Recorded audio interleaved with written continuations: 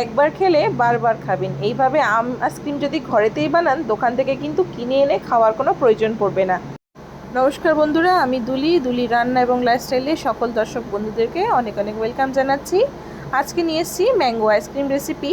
ঘরেতে কিন্তু সামান্য অল্প উপকরণ দিয়ে দোকানের মতন হুবাহু ম্যাঙ্গো আইসক্রিম ঘরেতেই বানিয়ে নিতে পারেন। 500 দুধকে জাল করে 2 চামচ কর্নফ্লাওয়ারের সাথে সারা রাতে এটাকে জমিয়ে রেখে দিয়েছি। এটাকে সারা রাত ফ্রিজে রেখে দিলে ভালোভাবে কিন্তু আইসক্রিমটা তৈরি হয়, সেই জন্য আমি আগে থেকেই রাত্রে এটাকে বানিয়ে রেখেছি। এইভাবে চাকু দিয়ে এটা ছোট ছোট করে ছিদ্র করে কেটে নিতে হবে। এই স্তরটা না ভাঙা পর্যন্ত বিটারটা দিয়ে ভালোভাবে কিন্তু বিট হবে না। এখানে আমি ভেঙে নিয়েছি সম্পূর্ণভাবে। কিছু পরিমাণ আইসক্রিমের এই শক্ত বাটারটা আমি একটি অন্য পাত্রের মধ্যে নিয়ে নিচ্ছি, আর কিছুটা আমি বাকি পরে বানানোর জন্য রেখে দিয়েছি। এর মধ্যে আমি 2 চামচ চিনি দিয়ে দিচ্ছি, স্বাদ মতন চিনি গুঁড়ো দিচ্ছি। চিনি গুঁড়ো ব্যবহার করলে ভালো, তাড়াতাড়ি মেল্ট হয়ে যাবে। আর দিচ্ছি প্যাপিলন কোম্পানির ম্যাঙ্গো এসেন্স। দোকানে কিন্তু এই ম্যাঙ্গো এসেন্সটাই দিয়ে থাকে, যার জন্য হুবাহু ম্যাঙ্গোর স্বাদটা আমরা পেয়ে থাকি। এইভাবে একটা বিটারের সাহায্যে চিনি দিয়ে ভালো করে এটাকে মিক্স করে নিচ্ছি চিনি গুঁড়োর সঙ্গে, যাতে এটাকে বিটারটা স্টার্ট করলে চিনিটা স্প্রিট না হয়ে যায়। এবার এটাকে আমি বিট করে নেব। বিটারের স্পিডটা মিডিয়াম স্পিডে রেখে আমি চিনি এবং যে এসেন্সগুলো দিয়েছি সেগুলোর সঙ্গে কিন্তু আইসক্রিমটাকে 3 থেকে 4 মিনিট বিট করে নেব। বেশি বিট করা যাবে না, বেশি বিট করলে কিন্তু একটা শক্ত গ্যাজালো ভাব চলে আসবে, সেই জন্য হালকা ঠিক এই স্তর পর্যন্ত এটাকে বিট করে নিতে হবে। এর মধ্যে দিয়ে দিচ্ছি ম্যাঙ্গো ক্রাশ। এই ক্রাশটা আইসক্রিমে আমি অ্যাড করে দিচ্ছি। আপনারা চাইলে ফ্রেশ ম্যাঙ্গো পাল যেটা হয় সেটা ঘরে বানিয়ে এর মধ্যে অ্যাড করে দিতে পারেন। আমার কাছে ম্যাঙ্গো অ্যাভেলেবেল নেই বলে আমি এটা ব্যবহার করলাম। এইভাবে কিন্তু ক্রিমের সঙ্গে এটা ভালোভাবে মিক্স করে নিচ্ছি, নিয়ে এটাকে আবারও আমি বিট করে নেব।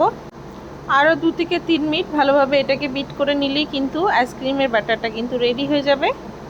এখানে আমার সম্পূর্ণরূপে কিন্তু বিট করা হয়ে গেছে, এখানে আর বিট করার প্রয়োজন নেই। দোকানের মতন দেখতে যাতে ভালো হয় সেই জন্য দুটো আমি এখানে আইসক্রিম কাপ নিয়ে নিচ্ছি। আইসক্রিমের কাপের মধ্যে আমি প্রথমে আইসক্রিমের যে লিকুইডটা বানিয়েছি সেটা একটু দিয়ে দিলাম। এর মধ্যে খেতে স্বাদ যাতে বেশি লাগে ভালো, তার জন্য আমি দিয়ে দিচ্ছি হোয়াইট চকো চিপস অ্যাড করে দিচ্ছি।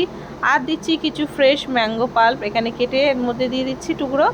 আর ওপর থেকে আরও কিছু পরিমাণ ক্রিম দিয়ে দিচ্ছি, দিয়ে ডেকোরেশনের জন্য হোয়াইট চকো চিপস অ্যাড করে দিচ্ছি। আর দিয়ে দিচ্ছি ছোটো ছোটো ম্যাঙ্গোর টুকরো, আর ওপর থেকে দিয়ে দেবো কিছু পরিমাণ বাদাম, এবং দেখতে যাতে ভালো লাগে তার জন্য একটু কেশর ওপর থেকে দিয়ে দিচ্ছি। একইভাবে আমি 2 কাপকে রেডি করে নিয়েছি। এখানে এইগুলোকে ঢাকনা দিয়ে ফ্রিজে সেট করতে দিয়ে দেবো আমি। দেখতে পাচ্ছ বন্ধুরা, আমার কিন্তু কাপেরগুলো রেডি হয়ে গেছে, এবং আমি আইসক্রিমের মোলের মধ্যে এটাকে ট্রান্সফার করে দিচ্ছি। আপনারা চাইলে ঘরে থাকা যে কোনো টিফিন বক্সের মধ্যে এটা কিন্তু বানিয়ে নিতে পারেন। আইসক্রিমের মোল্ডে দিয়ে দিচ্ছি, এবং খেতে আরও ভালো লাগার জন্য ওপর থেকে হোয়াইট চকো চিপস দিয়ে দিচ্ছি এবং কিছু পরিমাণ আমের টুকরো দিয়ে দিচ্ছি।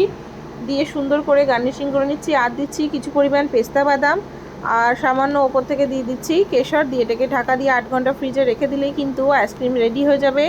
আমার বাড়িতে একটা বাচ্চা আছে, খাওয়ার জন্য এতই ছোকচোক করছে, যার জন্য আইসক্রিমটা কিন্তু তাড়াতাড়ি খুলে দিতে হয়েছে। তবে যথেষ্ট পরিমাণ সেট হয়েছে, আমরা কিন্তু খুবই আনন্দ সহকারে খেয়েছি। আশা করি ভিডিওটি সকলে ভালো লেগেছে। ভালো লাগলে লাইক করবেন, শেয়ার করবেন, কমেন্ট করবেন। আবারও দেখা হচ্ছে নতুন একটি পর্বের সঙ্গে। ততক্ষণ সকলে ভালো থাকবেন, এবং গরমে প্রচুর পরিমাণে জল খাবেন, এবং আইসক্রিমটা বানিয়ে খেতে কিন্তু ভুলবেন না। Bye bye viewers.